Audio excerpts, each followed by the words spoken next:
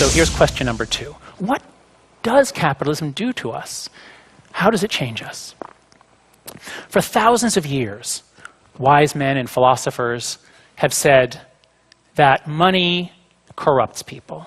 Money is bad for virtue. So Lao Tzu said, racing and hunting madden the mind. Precious things lead one astray.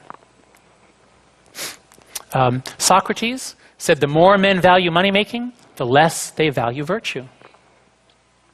The Bible, the New Testament, says it's easier for a camel to go through the eye of a needle than for a rich man to enter the kingdom of God.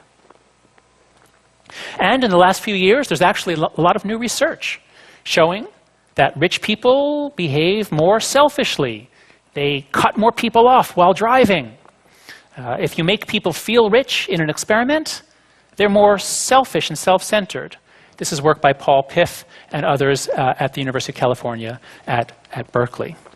So there is some evidence that money changes people, sometimes in negative ways.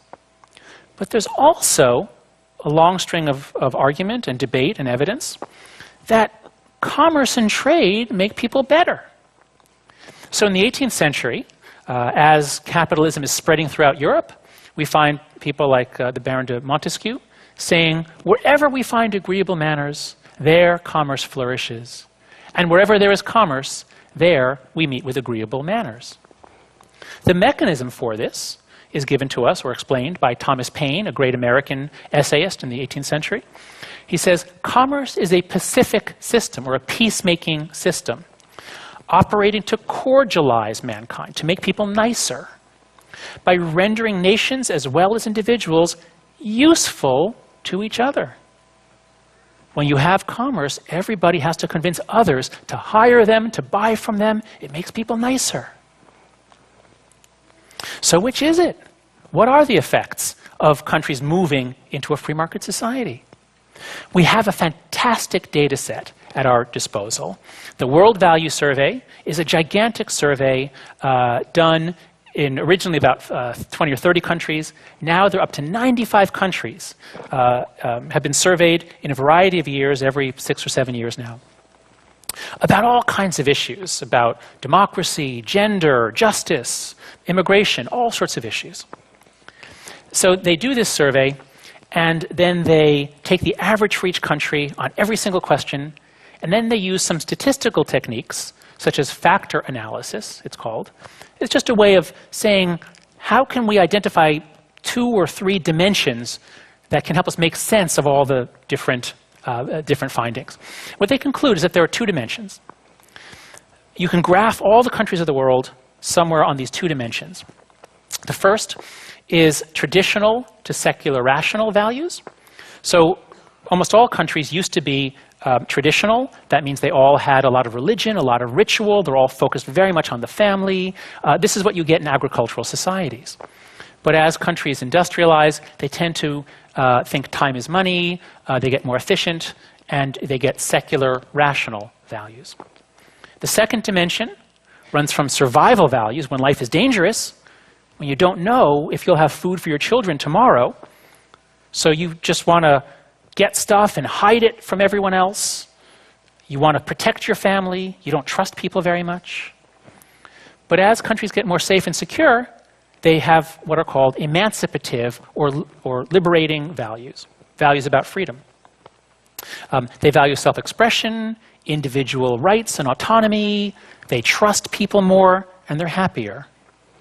So if you plot all the nations of the world on these 2 dimensions, here's what you get. Now, you can't read the particular nations, but I'll just walk you through it. The Islamic societies, the Muslim societies, are almost all in the bottom left, along with the African societies. They're still very traditional, and they tend to be dangerous, or not places where people can count on a stable future 30 years in the future. The upper right is Scandinavia and Northern Europe. Very secular, very safe, very prosperous, very individualistic. The United States and the English-speaking countries are on the right edge, but lower down there because they're more religious than Scandinavia.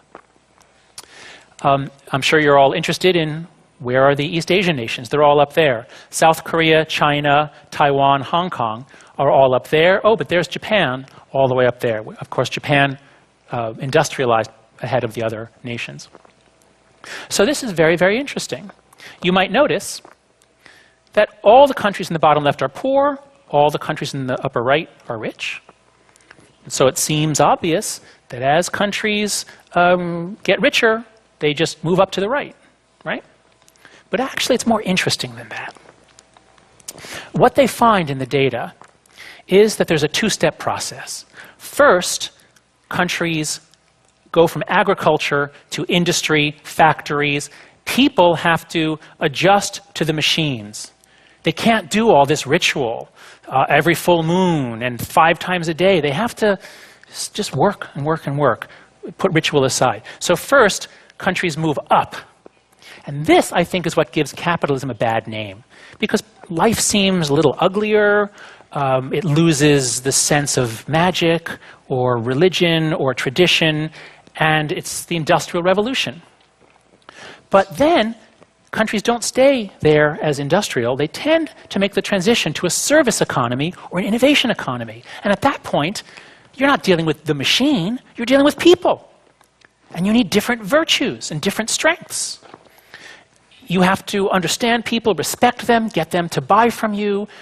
So you develop what they call post-materialist values, which always include more gender equality, more rights for gay people, more environmental concern, more concern for animals. So this is the general path, a kind of an up and then to the right, a kind of a giant curve. So what's going to happen to Korea? Maybe it'll go like this, just, follow along the path, just like Japan. And maybe by the time it gets there, Japan will be over by Sweden in a generation or two. Or maybe Korea is more religious than China and some other countries. Maybe Korea will just begin moving to the right, now that you've had a generation or two raised with prosperity and safety. So maybe Korea will end up like Australia or Britain or even the United States, sort of in that region. Who knows? I don't know what's going to happen. Nobody knows what's going to happen. But I can be absolutely confident that you're going to move to the right, that Korea is going to move to the right in some way, shape, or form. Because what we're looking at all over Asia is the biggest generation gap in human history. Never before have people been raised in a radically different world from their parents. And this is happening all over Asia. In fact, I've had such interesting conversations here. I was talking with a professor a few days ago, and I was asking him about the generation gap. And he said, I've had 3 generations of students in my time. Generations in Korea are pretty short. He said, I've had 3 generations of students. The first were shaped by the revolt against the authoritarian government, and democracy is very important to them. The second grew up in prosperity. They still had traditional parents, but they're very focused on work and on technical and computer sorts of skills. And he said, and they were born in the 1980s. And he said, the third generation is students born in the 1990s, the students who are my students now. And then he said, I don't understand these students. They are not Korean. Now, of course, he didn't mean that they're not really Korean. He just meant they don't fit anything that I think and know about Korean culture and what it is to be Korean. So that's what capitalism does to us. It transforms our minds and our values. So now, with those 2 questions addressed, I've at least given you some findings, some experimental findings about those questions. Now we can end by talking about the $100 trillion question. Here's what I mean by that. This is a graph of the gross world product. What's the total value of everything that human beings are producing? And in the 1940s, or 50s on the left, it was down around $10 trillion using constant 2005 dollars as the measure. Down around 8 or 10 trillion. It's gone up and up and up, originally due to the United States and other Western countries. But that gigantic spike up is all Asia, not the West. That's mostly Asia on the right there. So within a couple years, it's going to be $100 trillion of value produced on our planet.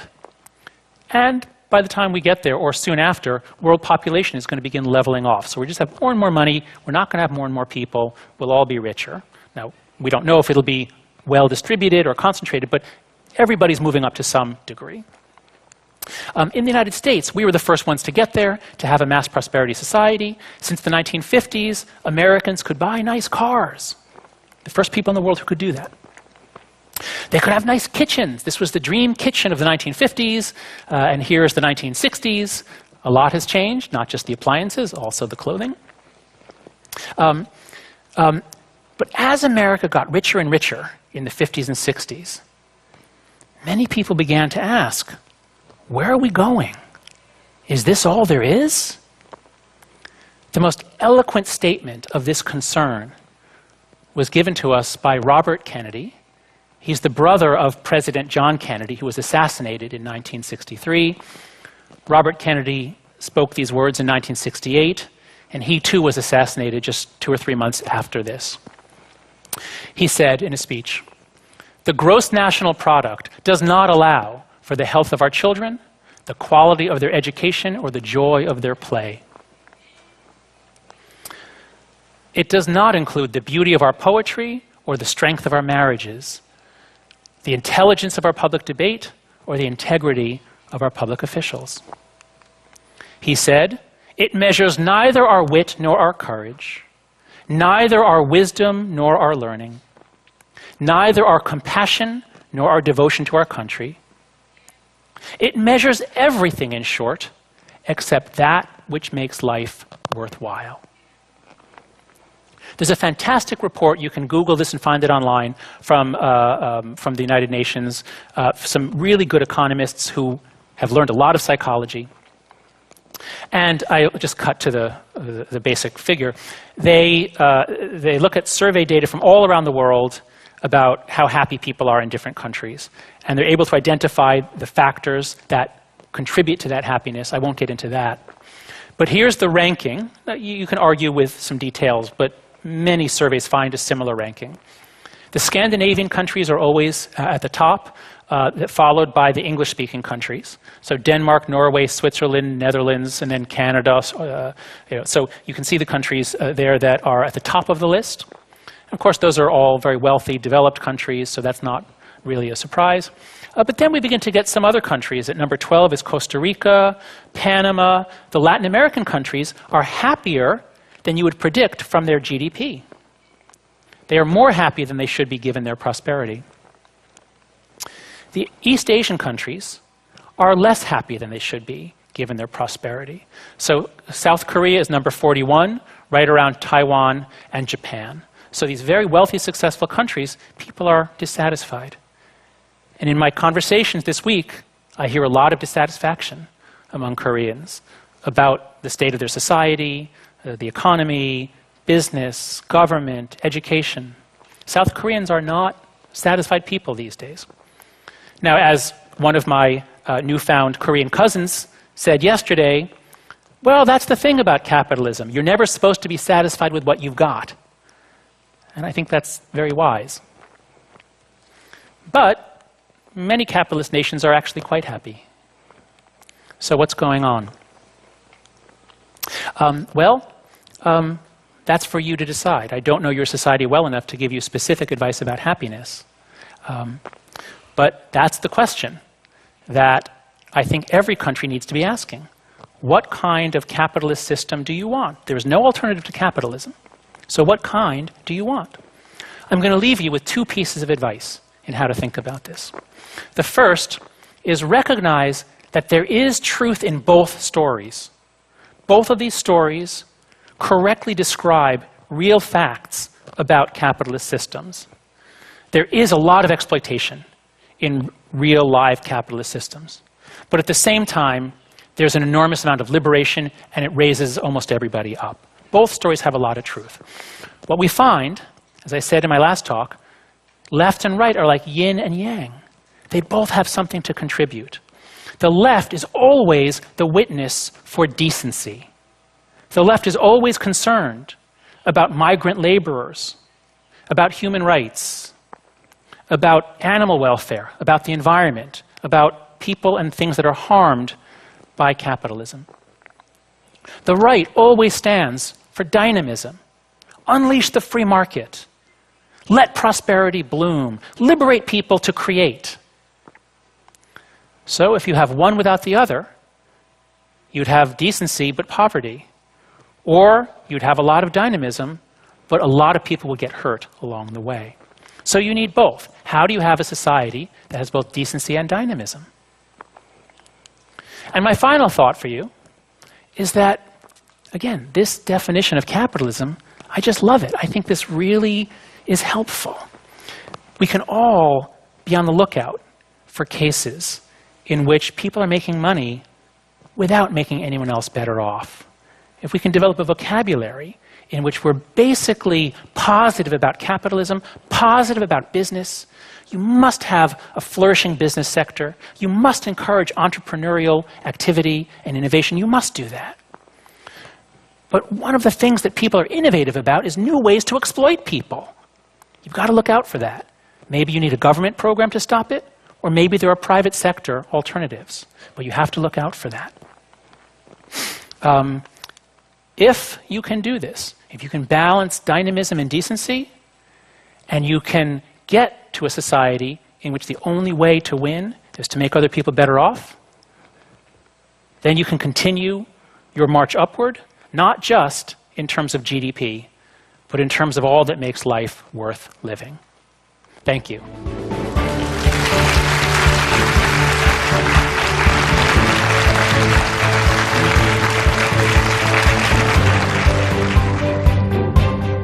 Intuition comes first, strategic reasoning second, that there's more to morality than harm and fairness. The yin-yang symbol means that left and right are not enemies. Left and right are often complementary, like male and female, or night and day. The left is always the witness for decency. The right always stands for dynamism. So if you have one without the other, you'd have decency but poverty. Or you'd have a lot of dynamism, but a lot of people will get hurt along the way. If you can balance dynamism and decency, and you can get to a society in which the only way to win is to make other people better off, then you can continue your march upward,